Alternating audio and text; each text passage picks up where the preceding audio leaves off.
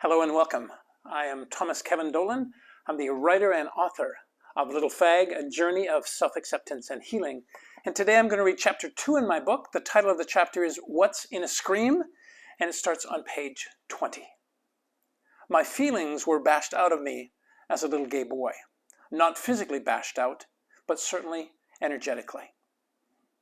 I was told constantly, boys don't cry, boys don't run away from a fight, boys don't get scared, boys don't say no to little girls who ask them to dance. I obliged my family and didn't say very much. I didn't speak up when my brothers pummeled my alcoholic father, nor when he beat up my mom. Only sensitive, caring, overreactive gay boys whined about how they felt. That wasn't me. What I braved. When I reflect on the pathology of having no feelings, especially as a child, I wonder how I made sense of anything that transpired growing up. My filter of emotionality was disconnected. If I was not to feel, particularly as a closeted gay boy, in what ways did emotion actually ooze out of me? It manifested in ways that were powerfully unhealthy for me. I screamed a lot. I think it was my way of expressing feelings and emotions I was not supposed to show. God knows boys are not supposed to scream. That's what girls do. My siblings hated my screams, and their level of meanness rose as my screaming hit higher octaves. There existed a part of me that knew I had to feel, and screaming was the best way to do that. It wasn't my only strategy, but I do think it helped relieve some of the pent-up steam a little closeted boy had experienced. As I reflect on the time in my life and the circumstances of a broken and hugely dysfunctional family, I realized that what I braved was a willingness to go against the grain and show the world that I had feelings. The unlearning. What existed for me within the realm of expressed feelings were mostly lies covered up by deep shame.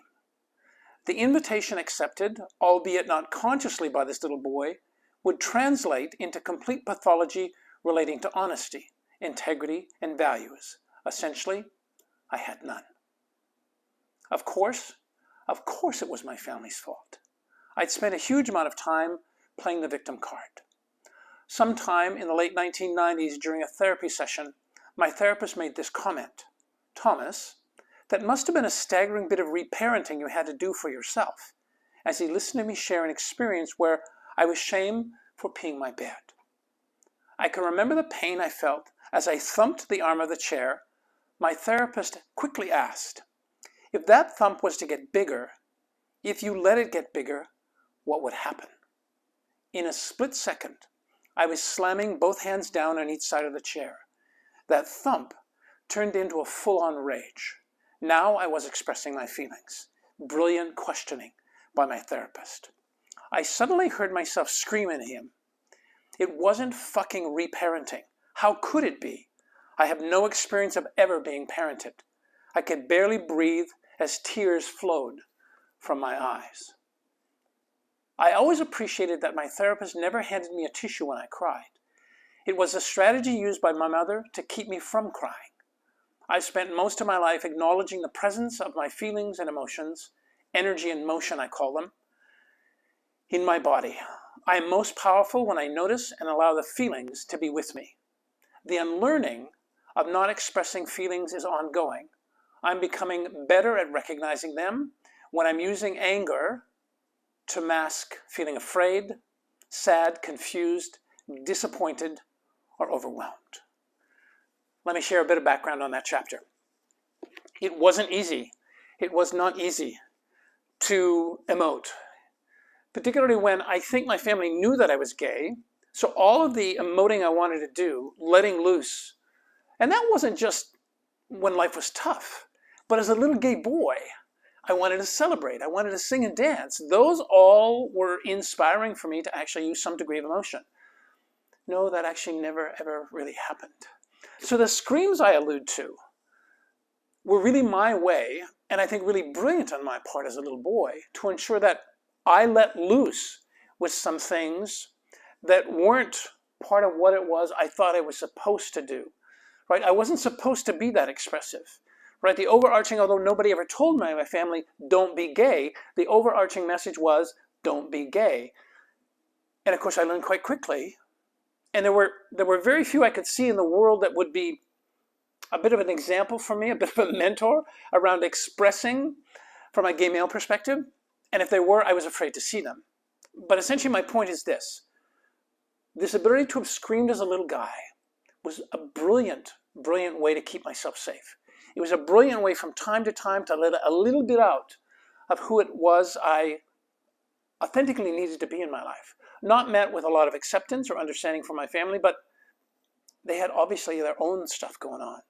So here was the beginning of me being able to manage for myself how it is that I felt I needed to be in the world.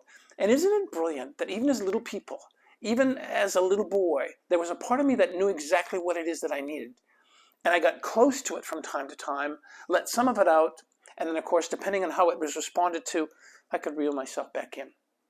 And as I say that, I can feel sadness for my little boy who knew that he was going to be shut down. And then conversely, right, when I think of my ability to express and in partnership with, in an amazing new relationship with my little boy, to be able to express all kinds of things from the vantage points of emotions and feelings. Oftentimes I say to people, one of the joys of being gay is that I can actually do anything. I can show up as animated as I want to show up. I can wear whatever I want to wear.